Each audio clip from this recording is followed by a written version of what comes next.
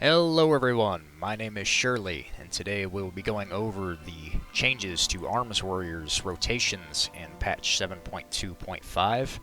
Yes, I did say rotations. There are currently a couple of builds that are viable coming up for Tomb of Sargeras after Focus Rage got nerfed into the ground. It is no longer a viable build.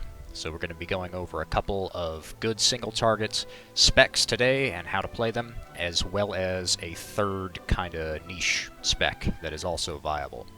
So starting off today, right as you can see on the screen here, this is the first kind of single target build which uses Trauma and Fervor of Battle. These are the two very important talents for this build. It utilizes Whirlwind and Execute with the Trauma Bleed, doing a lot of damage. Now, Trauma did get nerfed already this week, 5%, so it's not quite as good as it was at the beginning, but it also makes the second build shine a little bit more after the Trauma nerf. So how you play this build, I'll go demonstrate now onto the target dummy. If you didn't know, I'm going to go over the new change to Infer-Kill and Opportunity Strikes real quick, because they are relevant. Colossus Smash now grants you 10% haste for 8 seconds after using it. Very good. And then Opportunity Strikes now gives you 5 rage when it procs. It kind of outshines Anger Management outside of, niche situations that you need Blade Storm, because it's now affecting that. And Deadly Calm is pretty much dead in the water now, since Focus Rage is on the same row. So Infer-Kill is just an all-around great talent for this. So anyway, what you'll be doing with the Fervor of Battle Trauma build is making sure that Colossus Smash is up at all times now.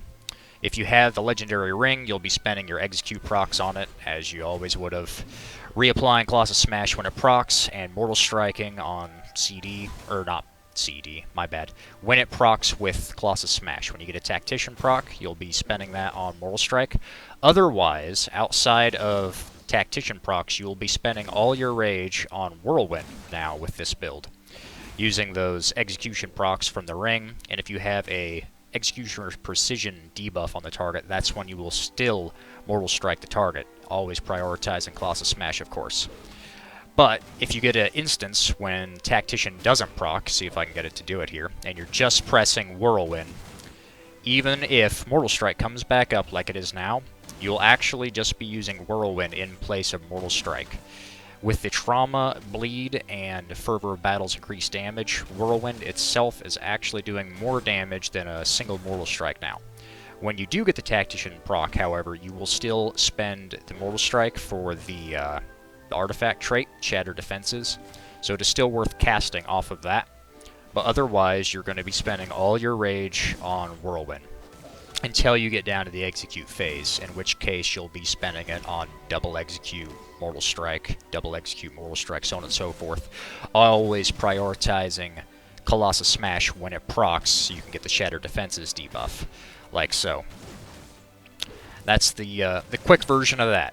So I'll demonstrate it real quick here without me saying much about it. So you'll be charging in, putting up CS, Mortal Striking, and then you're just spamming Whirlwind.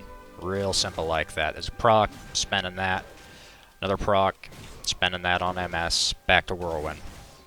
And this is pretty much it. Really simple. Now you do run kind of low on rage, but it doesn't really matter with this build. You're just going to be spamming out Whirlwind as much as you can. There's not really much rage management for it, because whenever you do get a Colossus Smash proc, you'll have enough off the next auto swing for the Mortal Strike anyway, so you can just spam away Whirlwind to your heart's content. And it's pretty competitive, viable, single target build that really does well. Next up is the second build for single target. Now the only thing that changes for this build is instead of Trauma and Fervor of Battle, we'll be using Rend and Titanic Might.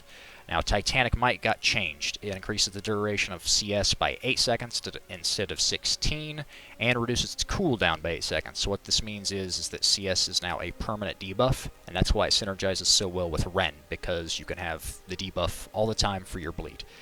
Now, using the Rend build means you have to manage your rage a little bit better, because you need to make sure that Rend is always applied, and it does get a little bit dicey at times if you don't get enough procs trying to keep up Rend and keeping Mortal Strike on cooldown.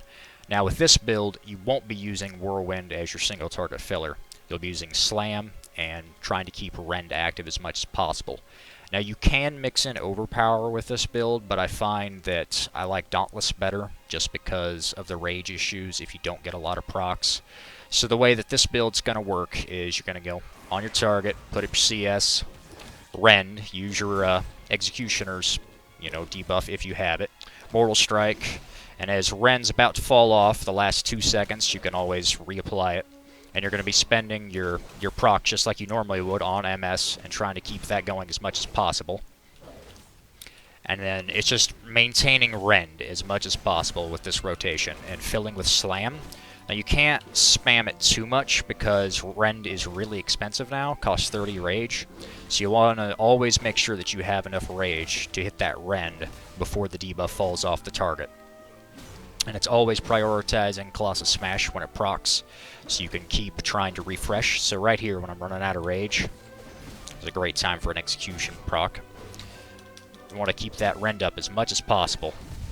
Now, I found this build, if you're playing it right, managing your rage, to be a little bit more consistent, actually, single target damage, than the Trauma Fervor battle build.